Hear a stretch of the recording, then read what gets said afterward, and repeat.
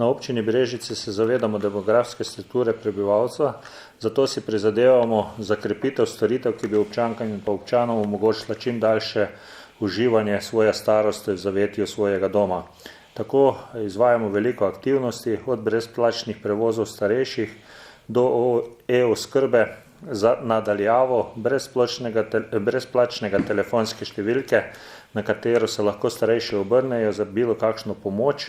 Preko programa večgeneracijskega centra izvajamo različne aktivnosti, podpiramo program starejši za starejše, si financiramo tudi letne programe vseh društev upokojencev.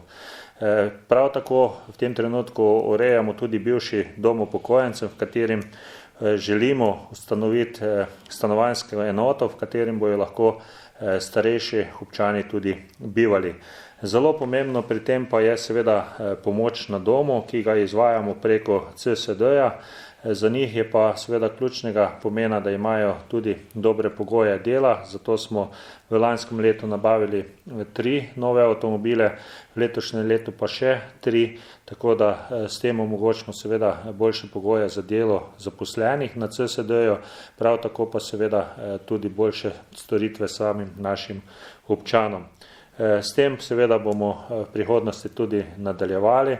V tej priložnosti pa prav, da se tudi zahvalim vsem izvajalcem pomoči na delo za njihovo delo, ki ga opravljajo v prid starejših občanov občine Brežice.